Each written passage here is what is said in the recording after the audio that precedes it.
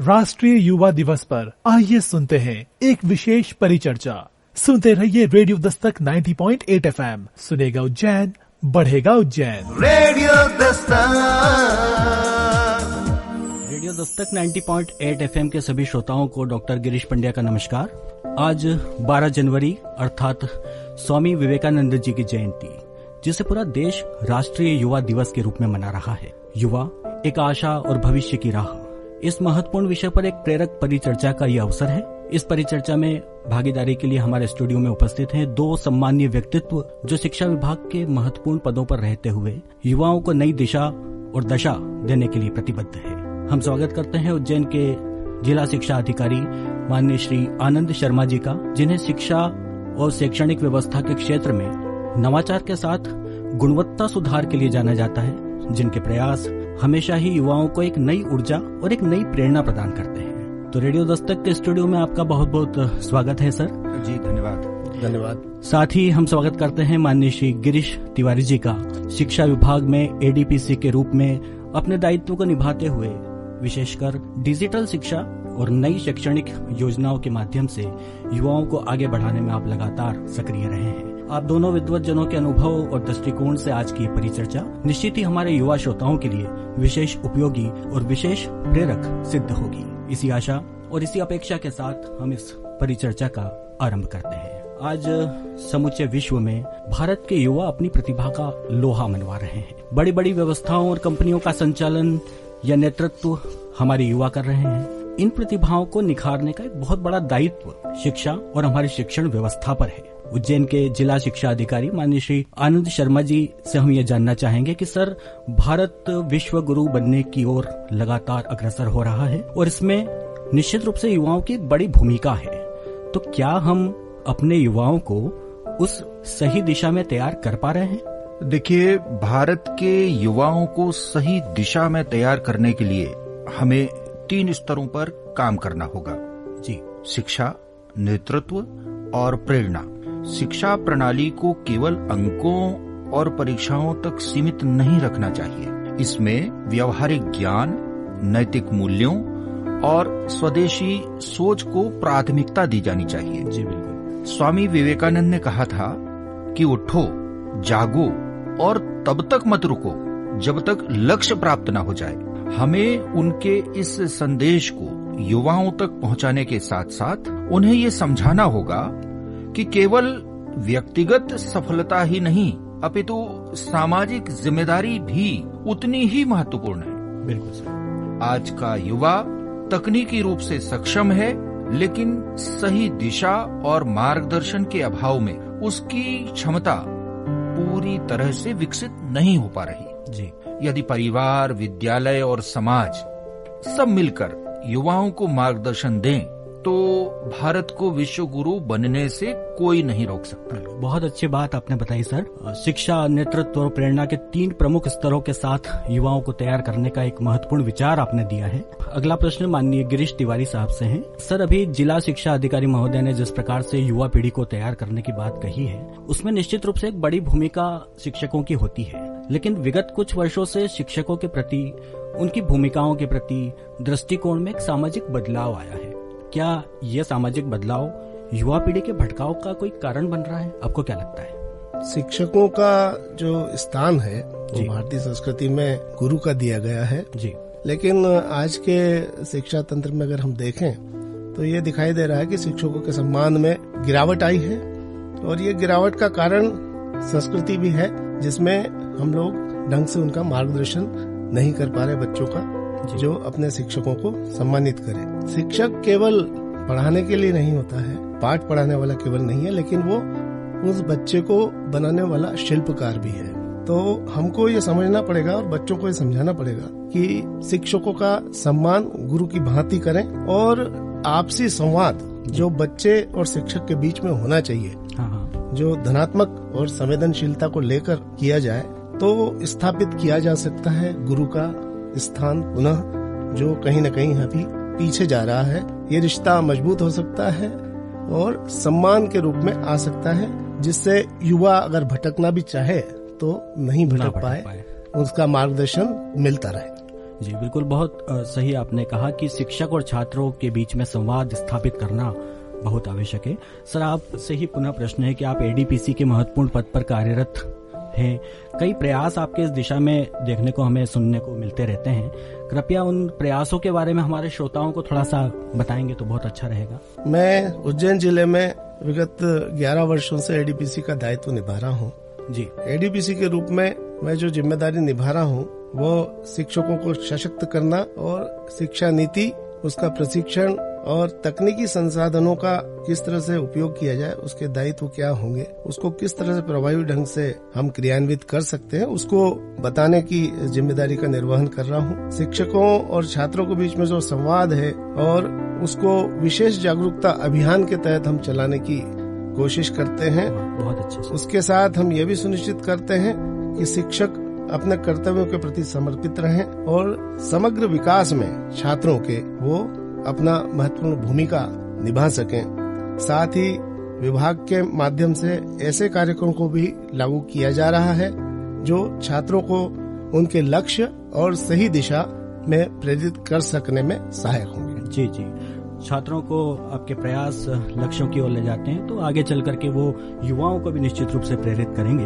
अगला प्रश्न हमारा माननीय DO साहब से है। सर, आज जैसे कहा जाता है कि युवा अधिक प्रतिभावान है, अधिक दक्ष है, लेकिन आपको ऐसा नहीं लगता कि हम उसे अतिरिक्त तनाव और थोपी गई अपेक्षाओं के दबाव के चलते उसकी प्रतिभा जो है उसका हम दोहन नहीं कर पा रहे हैं? ये सच है कि आज का युवा बहुत प्रतिभाशाली है, लेकिन उस पर जो अपेक्षाओं का बोझ डाला जा रहा है वो उसकी रचनात्मकता और आत्मविश्वास को प्रभावित कर रहा है। जी जी, हम अक्सर ये भूल जाते हैं कि हर युवा की अपनी एक अलग पहचान और क्षमता होती है। अभिभावकों को और शिक्षकों को ये समझने की जरूरत है कि सफलता के मापदंड केवल डॉक्टर, इंजीनियर या सरकारी अधिकारी बनने तक सीमित नहीं है। जी जी, आज के दौर में कला, संगीत, खेल और स्टार्टअप जैसी कई संभावनाएं हैं। हमें युवाओं को उनकी पसंद और क्षमता के अनुसार दिशा देनी चाहिए। जी, इसके अलावा हमें तनाव प्रबंधन के तरीके सिखाने चाहिए। ध्यान, योग और समय प्रबंधन जैसे उपायों से युवा न केवल अपनी प्रतिभा का सही इस्तेमाल कर पाएंगे जी, बल्कि अपनी मानसिक सेहत को भी बेहतर बनाए रखेंगे। बहुत अच्छी बात आपने बताई सर। ध्यान, योग और समय प्रबंधन जैसे महत्वपूर्ण उपाय आपने विद्यार्थियों के लिए बताए हैं। सर, हमने सुना है कि आप आपके कार्यकाल और आपके कार्यालय में भी अभिनव प्रयोग करते रहते हैं। निश्चित रूप से इन प्रयोगों की बहुत प्रशंसा भी होती है। जैसे कर्मचारियों को सकारात्मक माहौल देने के लिए मधुर संगीत सुनने की कोई व्यवस्था आपके कार्यालय में हुई थी, तो कृपया इस तरह के नवाचारों के बारे में थोड़ा बताइए। हमारे श्रोता निश्चित रूप से कुछ जानने के लिए बहुत उत्साहित है। जी देखिए, सकारात्मक माहौल कार्य की गुणवत्ता को निश्चित रूप से बढ़ाता है। जी, इसलिए हमने अपने कार्यालय में एक अभिनव प्रयोग के तहत छोटे छोटे स्पीकर लगाए हैं जी, जिनसे मधुर और सुकून देने वाला संगीत बजता रहता है। अरे वाह। ये संगीत कर्मचारियों के मानसिक तनाव को कम करता है और उन्हें ऊर्जा और सकारात्मकता से भर देता है। जी जी, इसके अलावा हमने कार्यालय में टीम वर्क को बढ़ावा देने के लिए नियमित तौर पर छोटे छोटे प्रेरणादायक सत्र आयोजित किए हैं। इन सत्रों में समय प्रबंधन, रचनात्मकता और व्यक्तिगत विकास पर लगातार हम चर्चा करते हैं। बहुत अच्छा है सर, और आपके प्रयासों के कारण ही आप युवाओं के आदर्श बने हुए हैं सर, निश्चित रूप से। अगला प्रश्न हम माननीय गिरीश तिवारी साहब से करते हैं। सर, किताबें पढ़ने की आदत आज के युवाओं में अब नहीं दिखती है। सोशल मीडिया पर जो करिश्माई पात्र होते हैं, क्या वे युवाओं के आदर्श बनते जा रहे हैं? क्या अब नायकों की परिभाषा उनके लिए बदल रही है? आज युवाओं में प्राथमिकता तो यकीनन बदल रही है जी। जो किताबों के प्रति जो रुचि है वो घट रही है, और व्हाट्सएप और जो सोशल मीडिया है इस पर बच्चे ज्यादा आधारित हो गए हैं। ज्ञान, प्रेरणा और विचारों का मुख्य स्रोत जो किताबें हुआ करती थी, आज सोशल मीडिया है। और इस सोशल मीडिया में जो करिश्माई पात्र जो प्रसिद्धि और जीवन शैली को बढ़ावा देने के लिए दिखते हैं जी, उन पर बच्चे जो हैं या युवा जो हैं वो प्रेरित हो रहे हैं, उनकी ओर बढ़ रहे हैं। जी जी, यहाँ समझने की आवश्यकता है बच्चों को, युवाओं को, कि सच्चा नायक वह है जो दिखता से ज्यादा समाज में प्रेरणा देता है, सकारात्मक बदलाव लाता है या आदर्श मूल्यों को स्थापित करता है। युवाओं को यहाँ सिखाने की जरूरत है कि किसी व्यक्ति की लोकप्रियता से अधिक महत्वपूर्ण है उसके विचार, उसका चरित्र और समाज में उसका योगदान। बहुत अच्छा। पुस्तकें पढ़ने की आदत को पुनर्जीवित करना बहुत आवश्यक है, बहुत जरूरी हो गया है। जी जी। विद्यालयों को और यहाँ तक कि परिवारों को भी यह मिलकर प्रयास करना होगा, तभी प्रेरणादायी साहित्य की, आत्मकथाओं की पुस्तकें बच्चे पढ़ें और उसके मूल्यों को अपने जीवन में उतारें। निश्चित रूप से परिवार की भी एक बहुत बड़ी भूमिका है कि वो किताब पढ़ने के लिए प्रेरित करें बच्चों को। माननीय जिला शिक्षा अधिकारी महोदय से हमारा प्रश्न रहेगा, सर क्या आपको नहीं लगता कि आर्टिफिशियल इंटेलिजेंस के प्रभाव में युवाओं की सोच और उनके काम करने के तरीके में एक बड़ा बदलाव आ रहा है? देखिए, आर्टिफिशियल इंटेलिजेंस ने युवाओं के सोचने और काम करने के तरीके को बदल दिया है। ये तकनीक जहां एक ओर रचनात्मकता और दक्षता बढ़ा रही है जी, वहीं दूसरी ओर ये चिंता का कारण भी बन रही है। एआई के अत्यधिक उपयोग से युवाओं में त्वरित समाधान की आदत विकसित हो रही है, जिससे उनके धैर्य और गहराई से सोचने की क्षमता पर प्रभाव पड़ रहा है। इसके अलावा यदि इस तकनीक का विवेकपूर्ण उपयोग न किया जाए तो ये उनके आत्मनिर्भरता के स्तर को भी घटा सकती है। समस्या का समाधान ये है कि युवाओं को एआई को एक सहायक उपकरण के रूप में उपयोग करना सिखाया जाए, बिल्कुल, न कि उस पर पूरी तरह निर्भर होने दिया जाए। साथ ही नैतिकता और रचनात्मकता के महत्व को बनाए रखना भी जरूरी है। बिल्कुल, अब पूरी तरह से निर्भर होने की बजाय हमें उसे एक टूल की तरह उपयोग करना चाहिए। यह आपने महत्वपूर्ण बात बताई है। माननीय तिवारी साहब से हमारा अगला प्रश्न है कि सर आज के युवा की जिंदगी में गति बहुत महत्वपूर्ण हो गई है, स्पीड का समय है। क्या इस दौड़ में वे फास्ट फूड की आदतों का शिकार ज्यादा हो रहे हैं? आपको क्या लगता है? बिल्कुल देखने में आ रहा है। आज की जो तेज रफ्तार जिंदगी है जी, उसमें युवा अक्सर जो है अपनी सेहत को नजरअंदाज कर रहे हैं और फास्ट फूड, अस्वास्थ्यकर आदतों की ओर उनका दिनचर्या बढ़ते जा रही है। वो न केवल अपने शारीरिक स्वास्थ्य को प्रभावित कर रहा है बल्कि उनके मानसिक स्वास्थ्य पर भी नकारात्मक प्रभाव डाल रहा है। जी, समस्या यह है कि समय की कमी और सुविधा की चाहत ने बच्चों को, युवाओं को फास्ट फूड की ओर आकर्षित किया है। इंस्टेंटली तो बहुत अच्छा है, वो जी, अच्छा लगता है बच्चों को, इसीलिए उस ओर जा रहे हैं, लेकिन दीर्घकालिक रूप से यह हानिकारक है। इसका समाधान फिर वही विद्यालय और परिवार दोनों को मिलकर संतुलित आहार और स्वस्थ जीवन शैली के प्रति युवाओं को जागरूक करने का बहुत जरूरी काम करना है। जी, जो योग, ध्यान और नियमित व्यायाम की ओर भी इन बच्चों को ले जा सकता है। प्रेरित किया जाना होगा, यह सिखाना होगा कि धीमी और स्थिर प्रगति तेज और सतही सफलता से कहीं अधिक महत्वपूर्ण है। जी, बहुत अच्छी बात आपने बताई सर। माननीय आनंद शर्मा साहब से हमारा प्रश्न है, शिक्षा में नैतिक मूल्यों की कमी आज के सबसे बड़ी समस्या बनती जा रही है। सर क्या आपको लगता है कि शिक्षा प्रणाली में इसका समावेश है या होना चाहिए? देखिए, शिक्षा केवल ज्ञान अर्जन करने का साधन नहीं है जी, ये चरित्र निर्माण और नैतिक मूल्यों के संवर्धन का भी माध्यम है।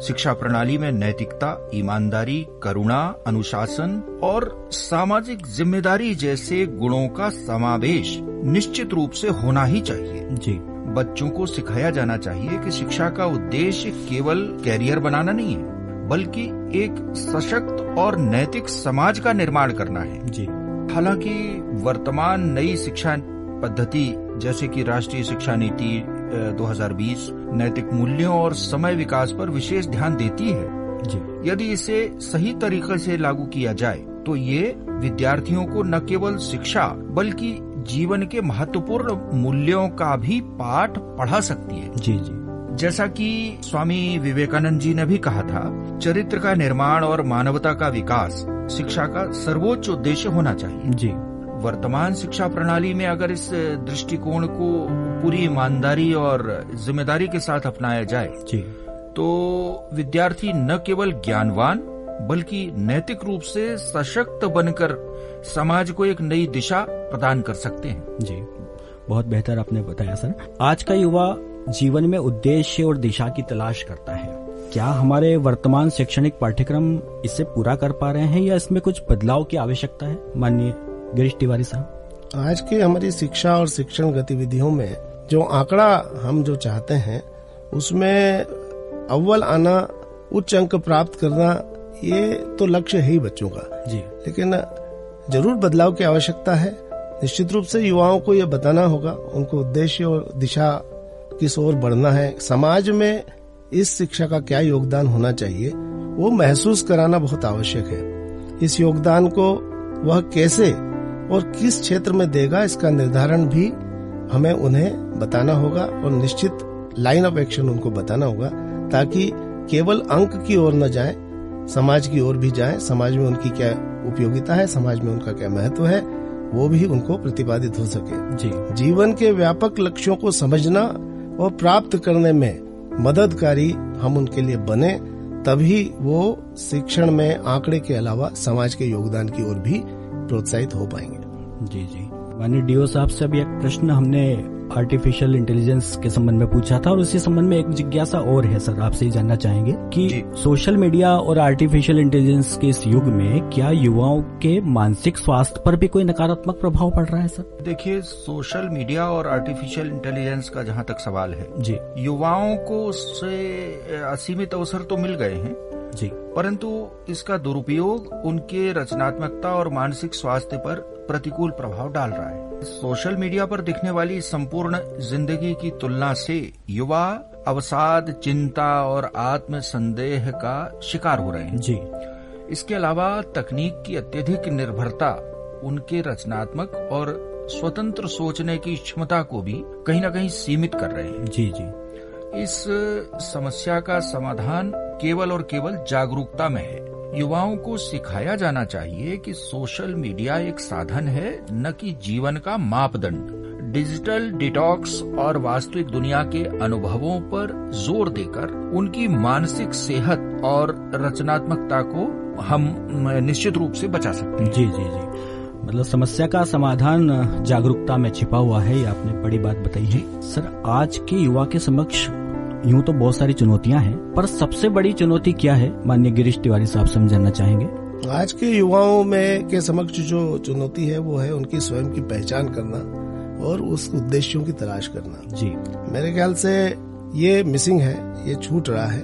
आधुनिक जीवन तेज रफ्तार का जरूर है, प्रतिस्पर्धा का माहौल भी है, लेकिन आत्मविश्वास, धैर्य और मानसिक स्थिरता बनाए रखने के प्रति वो युवा है संघर्षरत है। जी, संघर्षरत है। इसी कारण वो सोशल मीडिया, आर्टिफिशियल और तकनीकी प्रगति के जो अवसर हैं उनकी ओर दिशाहीन रूप से बढ़ रहा है। जी, तो हमें ये देखना पड़ेगा एज ए शिक्षक और शिक्षा समुदाय, परिवार और समाज की अपेक्षाओं का जो दबाव है जी, उस बच्चे पर, वो उस युवा पर उसका समाधान ढूंढना पड़ेगा। और ये समाधान कौन कर सकता है?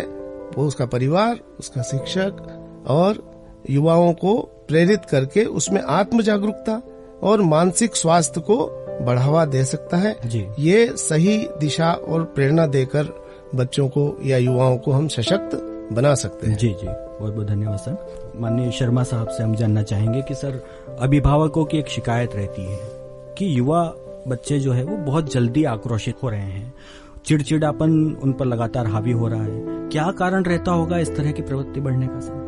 देखिए, बच्चों में और युवाओं में जो आक्रोश और चिड़चिड़ेपन का प्रभाव देखा जा रहा है जी, इसका मुख्य कारण तनाव, सामाजिक दबाव और अनिश्चितता की स्थिति है। जी, उनकी अपेक्षाओं और वास्तविकता के बीच बड़ा अंतर उन्हें असहज बना देता है। इसके अलावा डिजिटल युग में निरंतर स्क्रीन का टाइम, नींद की कमी जी, और कम शारीरिक गतिविधि, ये सब इस प्रवृत्ति को बढ़ा रही है। जी जी, परिवार और समाज से भावनात्मक जुड़ाव का अभाव भी एक बहुत बड़ा कारण है। जी, इसका समाधान ये है कि युवाओं को खुलकर संवाद करने का अवसर दिया जाए, उनकी समस्याओं को सुना और समझा जाए जी, फिर मैं कहूँगा योग, ध्यान और सकारात्मक सोच को उनके जीवन का हिस्सा बनाने से इस प्रवृत्ति को निश्चित तौर पर कम किया जा सकता है। जी जी, बहुत बहुत धन्यवाद सर। सर, क्या आपको ऐसा नहीं लगता कि जिस तरह की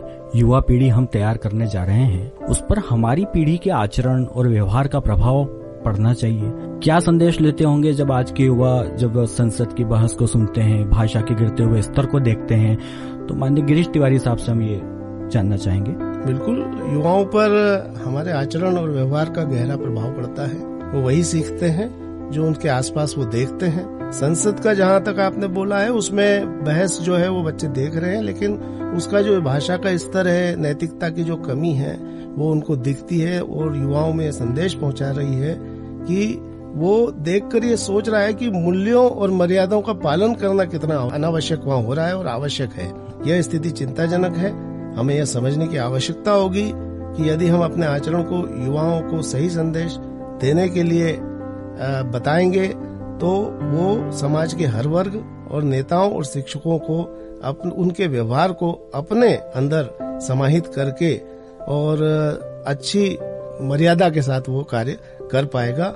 युवा सही दिशा में प्रेरित हो सकेगा और गरिमापूर्ण अपना स्थान भी बना पाएगा अपने पूर्ववर्ती लोगों के व्यवहार को देख के, उनके आचरणों को देख के। बिल्कुल सही कहा सर। जितनी भूमिका हम नेताओं की बात कर रहे हैं, पर शिक्षकों की भी उतनी ही बड़ी भूमिका है। हमारे आचरणों को भी देखा ही जाता है। माननीय डीओ साहब से हम जानना चाहेंगे, सर क्या आपको लगता है कि युवाओं के लिए रोजगार के अवसरों की कमी उनके आत्मविश्वास पर कोई नकारात्मक प्रभाव डालती है?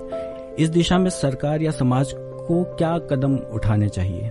जी हाँ, ये आपने अच्छा प्रश्न किया है। बेरोजगारी युवाओं के आत्मविश्वास को निश्चित तौर पर बहुत अधिक गहराई तक प्रभावित करती है। जी। नौकरी की कमी से वे अपने कौशल और योग्यता पर संदेह करने लगते हैं, जिससे मानसिक तनाव और असुरक्षा की भावना बढ़ती है। सरकार को रोजगार के अवसर बढ़ाने के लिए कौशल विकास, स्टार्टअप्स, इन सबको प्रोत्साहन और रोजगारमुखी शिक्षा प्रणाली पर ध्यान देना चाहिए।